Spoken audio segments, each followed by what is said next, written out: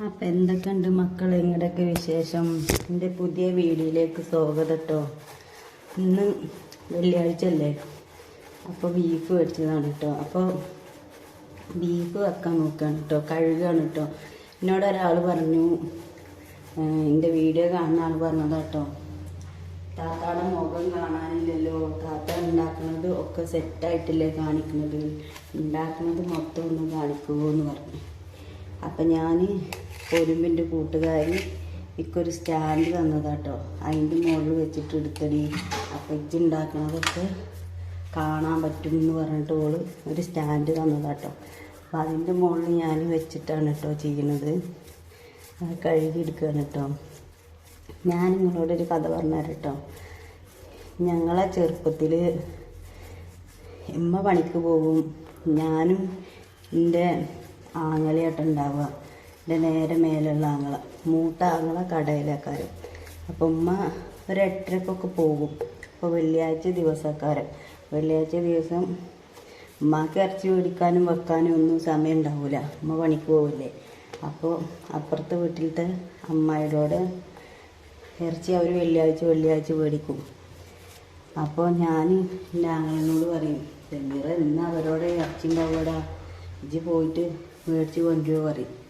അപ്പം അമ്മായി എന്ത് ചെയ്യുമെന്ന് അറിയോ, അമ്മായിക്ക് നല്ല ഇഷ്ടമാണ് കൊള്ളിയും ഇറച്ചിയും കൂടിയിട്ട് വെക്കും. അവർ ഈ ഇറച്ചിയുടെ എല്ല് മാത്രമായിട്ട് മേടിക്കും. അപ്പോൾ ഇറച്ചിയുടെ എല്ലും ഉളക്കയും കൂടിയിട്ട് വെക്കും. അപ്പോൾ അത് അമ്മായി എന്താ കൂട്ടാനൊന്നും വെച്ചിട്ടില്ല, കുറച്ച് കൂട്ടാൻ തരുമോ എന്ന് അവൻ ചെന്ന് ചോദിക്കും. അപ്പോൾ ഇക്കാക്ക് മീൻ കച്ചവടം കേട്ടോ, എന്നും അവരോടെ മീൻ കറി ഉണ്ടാവും കേട്ടോ. അപ്പോൾ എൻ്റെ ആങ്ങളെ ചെന്നിട്ട് ഞാൻ അവനോട് പറയും, ഇജ്ജ് കുറച്ച് കറി ചോദിച്ചാൽ മതിയടാ, കറി ചോദിച്ചു കഴിഞ്ഞാൽ അമ്മായി ഇറച്ചി തരുമെന്ന് പറഞ്ഞു ഞാൻ അവനോട്. അപ്പോൾ അവൻ ചെന്നിട്ട് അമ്മായിയെ കുറച്ച് കറി തരുമോ ചോദിക്കും. അപ്പം അമ്മായി കറി കൊടുത്തിട്ട് ഒരു പാത്രത്തിൽ, അന്നൊക്കെ ഹോട്ടലിലത്തെ പാത്രം പോലെ ഇങ്ങനെ ഒരു പരന്ന പാത്രത്തിലാട്ടോ, അതിൽ അവനിക്ക് ഇറച്ചിയും കൊള്ളിയും കൂടിയിട്ട് വെച്ചത് കൊടുക്കും കേട്ടോ. അതുകൊണ്ട് അവൻ വരും. ഞങ്ങൾ രണ്ടാളും അതുകൊണ്ട് അടിയേക്കാരം. എന്താ മക്കളെ ആ ഇറച്ചിയുടെയും ആ കൊള്ളിയുടെയൊക്കെ ടേസ്റ്റ് ഉണ്ടാകുമെന്ന് അറിയും.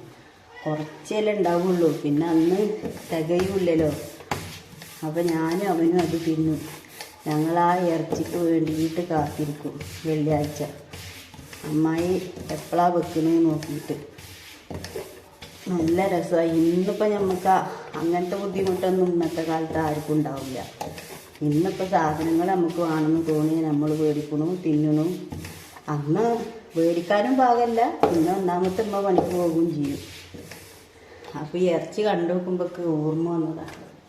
അപ്പം ഞാൻ അത് നിങ്ങളോടൊന്ന് പറഞ്ഞു തന്നതാണ്. പിന്നെ നിങ്ങൾക്ക് ഇങ്ങനെ ഞാൻ ഈ കഴുകുന്നതും കുടിക്കുന്നതും കാണുമ്പോഴും ബോറടിക്കുന്നുണ്ടാവും. അപ്പോൾ ബോറടിക്കണ്ട വിചാരിച്ചിട്ട് ഞാൻ നിങ്ങളോട് എൻ്റെ കഥ പറഞ്ഞുതരും ചെയ്യാണ്. അങ്ങനെയൊക്കെയാണ് കഥകൾ. ഇമ്മ പണിക്ക് പോകുമ്പോൾ ചോറും കൂട്ടാനും വെച്ചിട്ട് പോയി കഴിഞ്ഞാൽ ഞാൻ എന്ത് ചെയ്യും, വരുമ്പത്തിന് എൻ്റെ കൂട്ടുകാരികളും ഞാനും ഒക്കെ കൂടിയിട്ട് ഉമ്മ വരുമ്പത്തിന് ചോറും ചാറൊക്കെ കഴിച്ച് കാലിയാക്കി വെച്ചിട്ടുണ്ടാവും. പാവം പണി മാറ്റി വന്നു കഴിഞ്ഞാൽ വീണ്ടും വെച്ചുണ്ടാക്കണം. ഞങ്ങളെല്ലാവരും കൊന്ന് മുടിപ്പിച്ച് വെച്ചിട്ടുണ്ടാവും. അപ്പോൾ ഇക്കാണെങ്കിൽ ഒരു പേടിയില്ലേ, ഞാൻ ഇവിടെ ഉണ്ട്.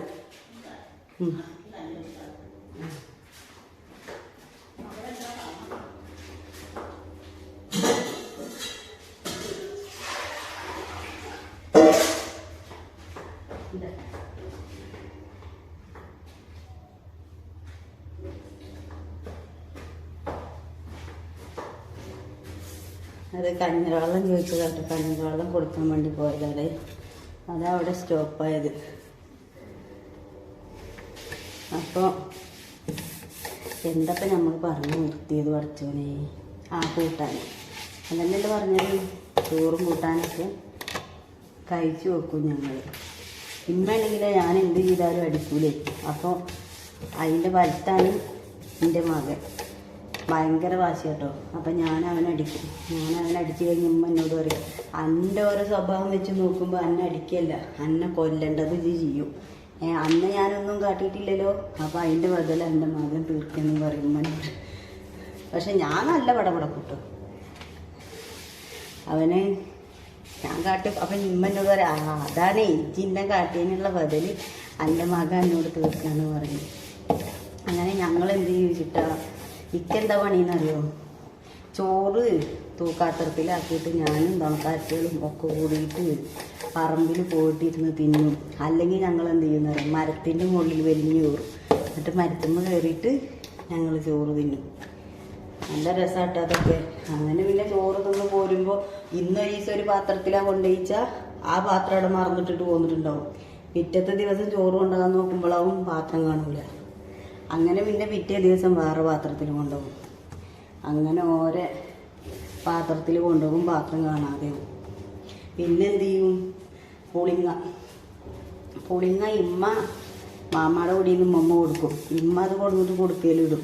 ഞാനെന്ത് ചെയ്യും, ഓരോ വീട്ടിൽ പുളിങ്ങ വാരിയിട്ടേ പോകാം സ്കൂൾക്കൊക്കെ. പക്ഷെ അന്നൊക്കെ പുളിങ്ങ എന്ന് പറഞ്ഞാൽ തിന്നാൻ ഭയങ്കര ഇഷ്ടമല്ലേ.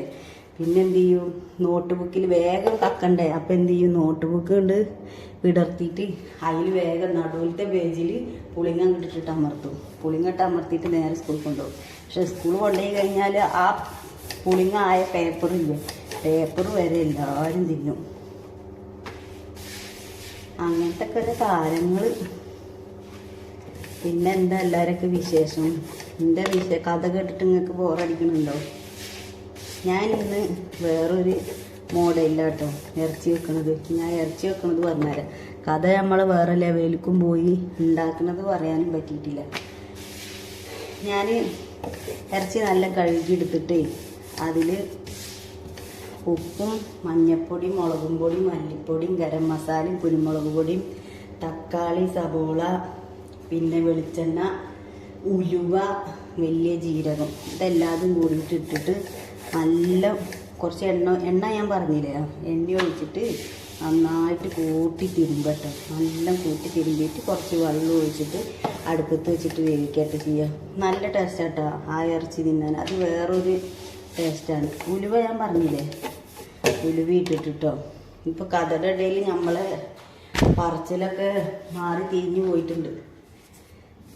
അപ്പോൾ അങ്ങനെ ആക്കിയിട്ട് വെക്കാനാണ് കേട്ടോ. അങ്ങനത്തെ ഒക്കെ കഥകളാണ് മക്കളെ എൻ്റെ കഥകൾ. മരത്തമലൊക്കെ കയറും.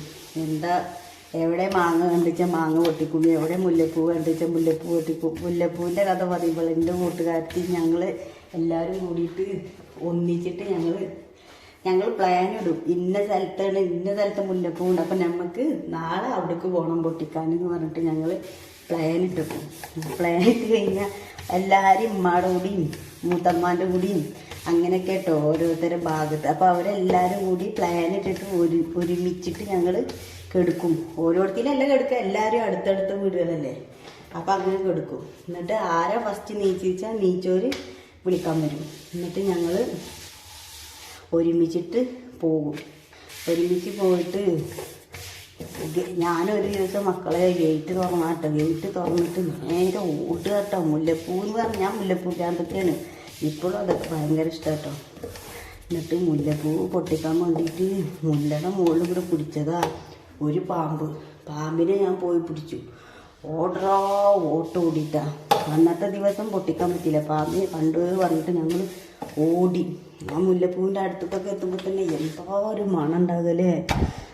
അങ്ങനെ അവിടുന്ന് ഓടിയിട്ട. അങ്ങനെ ഞങ്ങൾ പിറ്റത്തെ ദിവസം പോയി. പിറ്റത്തെ ദിവസം പോയിട്ട് എന്താ, ആദ്യം ഞാൻ മുമ്പിലടന്ന് എൻ്റെ ബാക്കിലത്തെ കൂട്ടുകാരത്തി പറഞ്ഞു, ഡിയേ ആ മുത്തശ്ശിയില്ലേ, അവിടെ അടുത്തൊരു മുത്തശ്ശി ഉണ്ട്. അപ്പോൾ അവർ നേരത്തെ നീച്ചിട്ട് ദോശ ഉണ്ടാക്കുക കേട്ടോ. ആ സമയത്താണ് ഞങ്ങൾ പോയത്. അപ്പോൾ മുത്തശ്ശി എണ്ണയിൽ ചോട്ടിയിട്ട് വീണിട്ട് മുത്തശ്ശി എണ്ണയിൽ ചോട്ടിയിട്ട് വീണു എന്ന് പറഞ്ഞിട്ട് ഓള് അവിടെ നിൽക്കണേ. അപ്പം ഞാൻ പറഞ്ഞു, മുത്തശ്ശി വീണോട്ടെ, ഇജ്ജി ഒരു വായു നമുക്ക് വേഗം പോകുക പറഞ്ഞിട്ട് ഞാൻ ഓളെ വലിച്ചിട്ട് ഓടിയിട്ടാണ്. അവൾക്കാണെങ്കിലോ ഭയങ്കര പേടിത്തൂറി അവളെ. അങ്ങനെ ഞങ്ങൾ മുല്ലപ്പൂവ് ഫുള്ളും പൊട്ടിച്ച് കൊടുന്ന് അതൊക്കെ ഇപ്പോൾ കെട്ടിട്ടിട്ട് കോർക്കണം വെച്ചെങ്കിൽ എത്ര പണിയുണ്ട്. പിന്നെ ഒന്നാമത്തെ കെട്ടിട്ടിട്ട് കോർക്കാൻ അറിയില്ല. എന്നിട്ട് സൂചിയില്ലേ, സൂചിയുടെ മുകളിൽ നൂലും കോർത്തിട്ട് കൊങ്ങനെ ഇരുന്ന് കോർത്ത് ഒരു മനുഷ്യർക്കായിട്ട് ഞാൻ കൊടുക്കൂല. എനിക്ക് നല്ല ഇഷ്ടമാണ് മുല്ലപ്പൂവേ, ആർക്കും കൊടുക്കൂല. എന്നിട്ട് അതൊക്കെ ഇങ്ങനെ കോർത്ത് സൂചിമ കോർത്ത് ഇട്ട് നീളത്തിൽ കോർത്തിട്ട് അത് തലയിൽ വെച്ചിട്ടുണ്ടെങ്കിലോ സാധനം ഒരു ഭാഗത്തേക്കൊക്കെ കൂടിയിട്ട് ഉണ്ടായിട്ട് വലിച്ചെന്ത് കാര്യമില്ല, അതിങ്ങനെ നിൽക്കുന്നുണ്ടാവും കേട്ടോ. ഓരോ ഭ്രാന്ത്. എന്നിട്ട് അത് സ്കൂളിൽ വെച്ചിട്ട് ഇങ്ങനെ ഇതാക്കിയിട്ട് പോകും. അധികം മുല്ലപ്പൂ ഉണ്ടാകും സ്കൂൾ പൂട്ടിയ സമയത്താണ്. അപ്പോൾ സ്കൂളിൽ വെച്ചിട്ട് പോകാനും പറ്റില്ല. ചില സമയങ്ങളിൽ സ്കൂളിൽ വെച്ച് പോകാൻ പറ്റും. ആ സമയത്ത് മുല്ലപ്പൂ ഉണ്ടാവും. അധികം സ്കൂൾ പൂട്ടിയ സമയത്താണ് മുല്ലപ്പൂ ഉണ്ടാവും കേട്ടോ. അങ്ങനെ അത് വെച്ചിട്ട് ഇങ്ങനെ നടക്കും. അതൊക്കെ ഒരു രസമുള്ള കാലമായിരുന്നു. ഇപ്പം നമ്മൾക്കിതാ നേരം വെളുക്കണു, നമ്മുടേതായ ഓരോരോ കാര്യങ്ങൾ ചെയ്യണു, ഇങ്ങോട്ടടക്കണു. മറ്റേതെന്താ ഒരു ലോകമില്ലല്ലോ, നമുക്കൊന്നും അറിയണ്ട. ആ കാലമായിരുന്നു അല്ലേ നല്ല കാലം, നല്ല സുഖമാണ്, ഒന്നും അറിയണ്ടല്ലോ. ഇപ്പം എല്ലാതും നമ്മുടെ തലയിലല്ലേ. പിന്നെ ഞങ്ങൾ എന്ത് ചെയ്യും, കോറിയുണ്ട്, കോറിയിലേക്ക് പോകും കുളിക്കാനും. എപ്പോൾ നോക്കിയാലും കോറിയിൽ തന്നെ കാരം ഫുൾ ടൈം. നീന്താനൊന്നും അറിഞ്ഞിരുന്നില്ല കേട്ടോ. എൻ്റെ ഒരു കൂട്ടുകാരത്തി എനിക്ക് നീന്തക്കം പഠിപ്പിച്ചെന്നത്. നീന്തക്കം എവിടുന്നാണ് പഠിപ്പിച്ചതെന്ന് അറിയാം, കിണറ്റിൽ നിന്ന്. കിണർ പോലെ വലിയ കുളം ഉണ്ടാവും കേട്ടോ. അന്നാട്ടോ അവൾക്ക് നീന്തക്കം പഠിപ്പിച്ചെന്നത്. അവളാദ്യം സാരി കെട്ടിയിട്ട്, സാരി വയറിൻ്റെ മുകളിൽ കെട്ടിയിട്ട്, ഞാൻ പിടിക്കാം ഇഞ്ചി നീന്തി പോകാറിട്ടോ ഓളിനോട്. അവർ പിടിക്കും എന്നുള്ള വിശ്വാസത്തിലാണ് നമ്മൾ ചാടും. അപ്പോൾ ചാടിയെന്ന് കണ്ട ഓള് സാരി വിടും. സാരി വിട്ട് കഴിഞ്ഞാൽ നമ്മൾ ബാക്കിലേക്ക് തിരിഞ്ഞു നോക്കുമ്പോൾ ഓളെ കയ്യിൽ സാരി ഉണ്ടാവില്ല, ഓള് സാരി വിട്ടിട്ടുണ്ടാവും. അപ്പോൾ നമ്മളിപ്പോൾ അത് മുങ്ങിപ്പോകും എന്നുള്ള ഒരിതിൽ കയ്യും കാലൊക്കെ ഇട്ടിട്ട് ഇങ്ങോട്ട് അടിക്കും. അപ്പം അതൊരു നീന്തലായിട്ട് പിന്നെ നമ്മൾ അവിടുന്ന് പൊന്തിയിട്ട് അങ്ങനെ പോകും, അങ്ങനെ നീന്തി പോകും. അങ്ങനെയാണ് ഞാൻ നീന്തക്കം പഠിച്ചത് കേട്ടോ. ഒരു ദിവസം ആ കുളത്തിൽ തന്നെ ഒരു ഉമ്മയും കുട്ടിയും കൂടിയിട്ട് തിരുമ്പാൻ വന്നതാട്ടോ. കുട്ടി ചെറിയ കുട്ടിയാണേ. അപ്പോൾ ഞങ്ങളൊക്കെ ഇങ്ങനെ അടുത്തിരിക്കണുണ്ട്. പക്ഷെ ഞങ്ങളൊന്നും ഈ കുട്ടീനെ ശ്രദ്ധിച്ചില്ല. ഈ കുട്ടിയുടെ ഉമ്മ തിരുമ്പാണ് കേട്ടോ. തിരുമ്പണേൻ്റെ ഇടയിൽ ഈ കുട്ടിയുടെ ഉമ്മ എൻ്റെ കുട്ടീന്ന് പറച്ചിലും ചാടലും കഴിഞ്ഞു, കുളത്തിലേക്ക് ചാടി. അപ്പം ഞങ്ങൾക്കൊന്നും മനസ്സിലായില്ല, എന്താ പഠിച്ചവന് അപ്പം ഇത് ചാടിക്കണെന്ന് വിചാരിച്ചു. അതങ്ങനെ ചാടി പോയിട്ടുണ്ട്.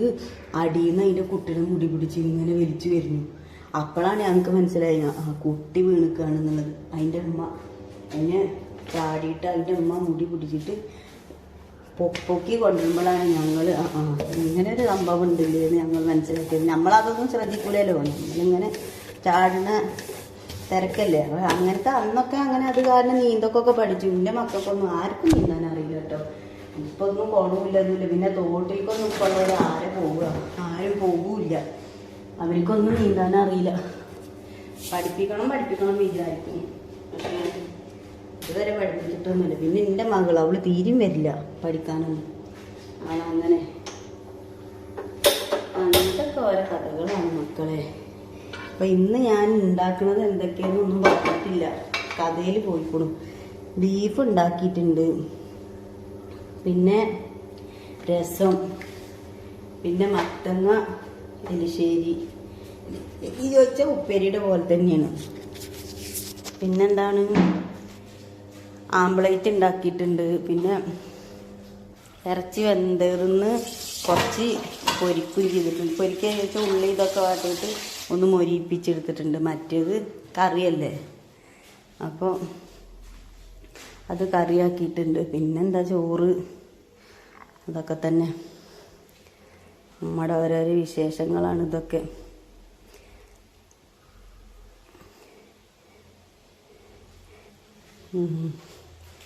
എല്ലാവർക്കും ഓരോരോ കഥകൾ പറയാനുണ്ടാവില്ലേ. എൻ്റെ ഓരോ കഥകൾ ഇതൊക്കെ ഇന്നത്തെ മക്കളെ.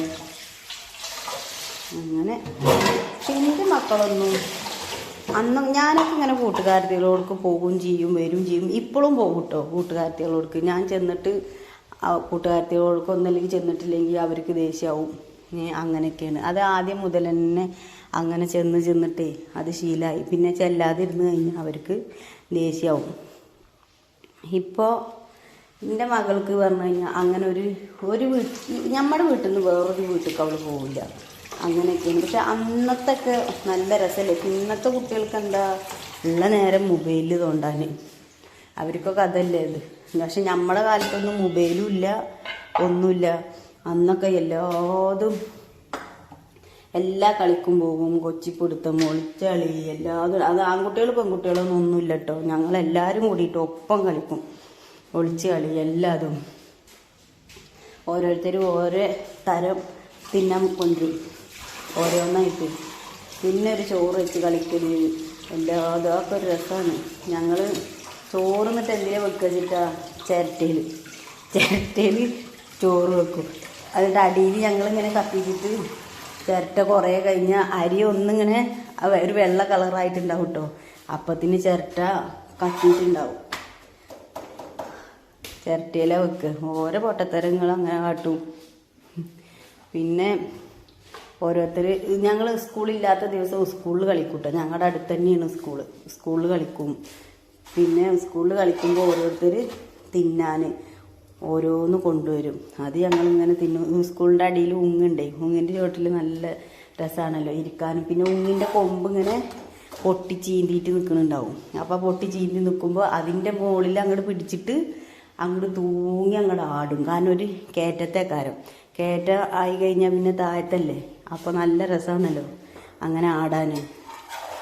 അങ്ങനെയൊക്കെ ഓരോരോ വികൃതികളും ഇതൊക്കെ ആയിട്ടുള്ള കാലങ്ങൾ. ഇപ്പോൾ കീഴായൂർ സ്കൂളിൽ പരിപാടി ഉണ്ടായിരുന്നു. അതിന് പോകാൻ പറ്റിയില്ല. എല്ലാവരും വന്നിട്ടുണ്ടായിരുന്നു. എനിക്ക് പോകാൻ പറ്റിയിട്ടില്ല. അപ്പം ഇതൊക്കെയാണ് നമ്മുടെ ഫുഡുകളും കാര്യങ്ങളൊക്കെ ആയിട്ടുണ്ട്. ഇനി എല്ലാവരും തിന്നാൻ വരിട്ടോ. എൻ്റെ കഥ എല്ലാവർക്കും ഇഷ്ടമായോ? ഞാൻ എൻ്റെ ഓരോ വീഡിയോയിൽ എൻ്റെ ഓരോരോ കഥകൾ നിങ്ങൾക്ക് പറഞ്ഞു തരുന്നുണ്ട് കേട്ടോ. ഇഷ്ടപ്പെട്ട എല്ലാവരും സബ്സ്ക്രൈബ് ചെയ്യണം, ഷെയർ ചെയ്യണം കേട്ടോ. കമൻ്റ് ഇടണം കേട്ടോ. എന്താ നിങ്ങൾക്ക് ഇതിൻ്റെ മറുപടി കമൻറ്റിലൂടെ എന്നെ അറിയിക്കണം കേട്ടോ. അപ്പം ഇനി എന്താ, ഇത്രയൊക്കെ തന്നെ ഉള്ളൂ. പഴം രാവിലത്തേന് കേട്ടോ. അപ്പം ഇനി അടുത്ത വീഡിയോയിൽ വരാം കേട്ടോ. ടാറ്റാ, ബൈ.